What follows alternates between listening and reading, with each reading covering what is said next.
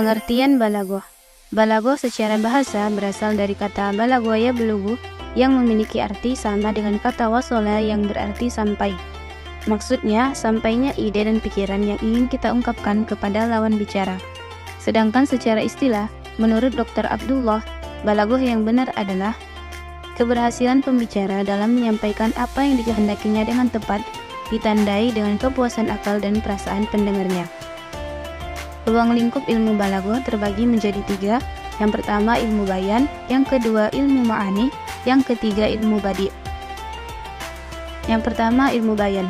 Secara terminologi, ilmu bayan adalah suatu disiplin ilmu yang mempelajari cara mengungkapkan bahasa dengan susunan kalimat yang beragam. Jadi, ilmu bayan adalah mengungkapkan suatu maksud dengan redaksi yang berbeda-beda. Ada 3 macam pokok dalam ilmu bayan, yaitu tasybih, majaz, dan kinayah.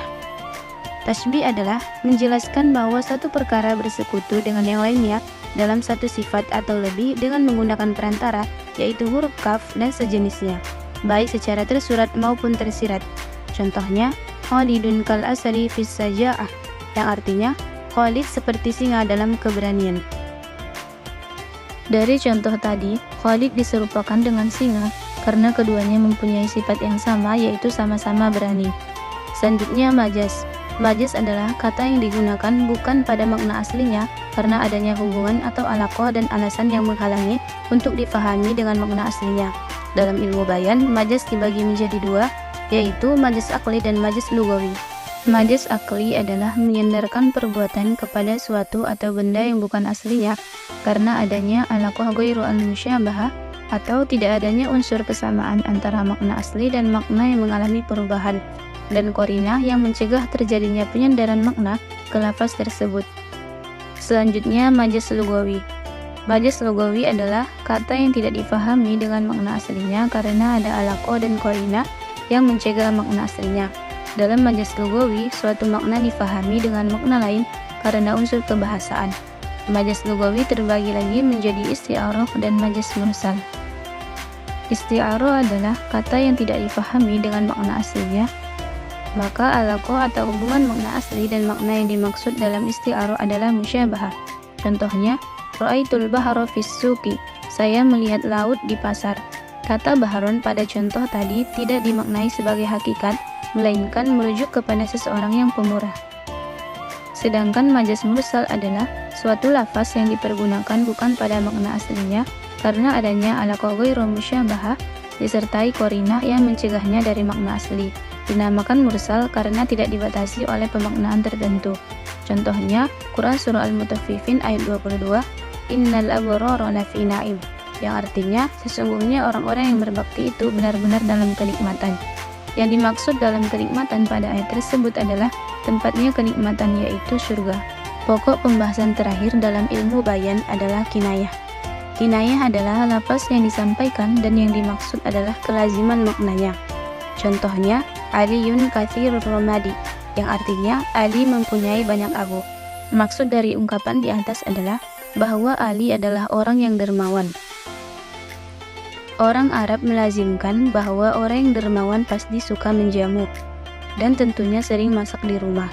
Dahulu kala orang masak menggunakan kayu bakar sehingga menghasilkan abu yang banyak. Ruang lingkup ilmu balaghah yang kedua adalah ilmu ma'ani. Ilmu ma'ani adalah ilmu yang mempelajari kesesuaian antara konteks pembicaraan dengan situasi dan kondisi sehingga maksud dan tujuan bisa disampaikan secara jelas.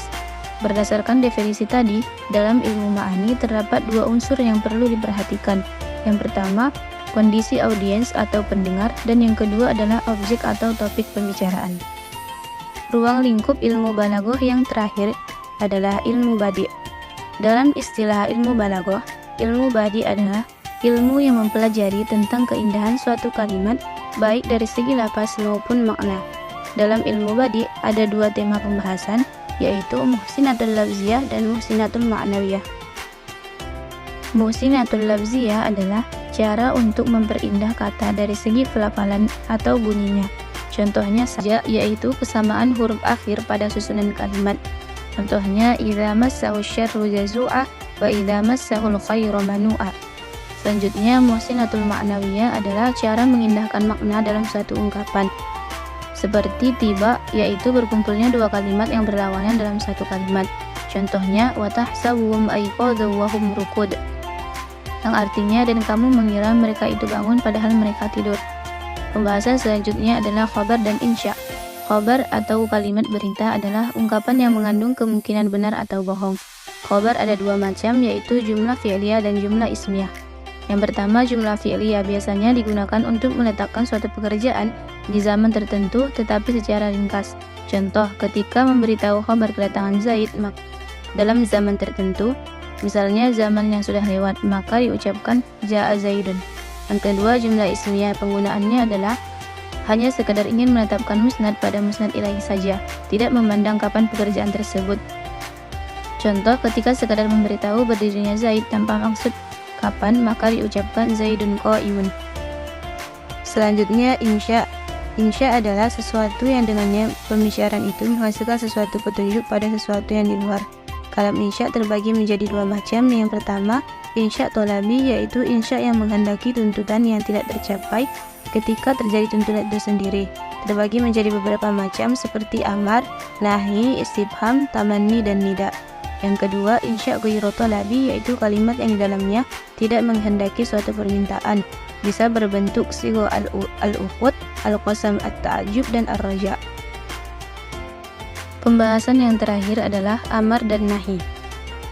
Amar secara bahasa terambil dari masdar amaro ya'muru amran, yang artinya perintah, sedangkan menurut istilah adalah permintaan untuk melakukan sesuatu yang keluar dari orang yang kedudukannya lebih tinggi kepada orang yang kedudukannya lebih rendah.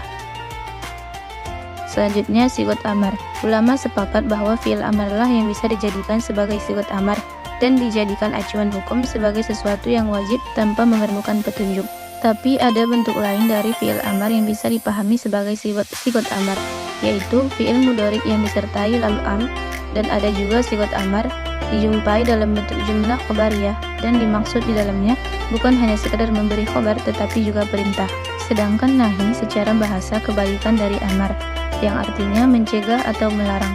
Sedangkan menurut istilah, nafi adalah mengungkapkan yang meminta agar sesuatu perbuatan dijauhi yang dikeluarkan oleh orang yang kedudukannya lebih tinggi kepada kedudukan yang lebih rendah.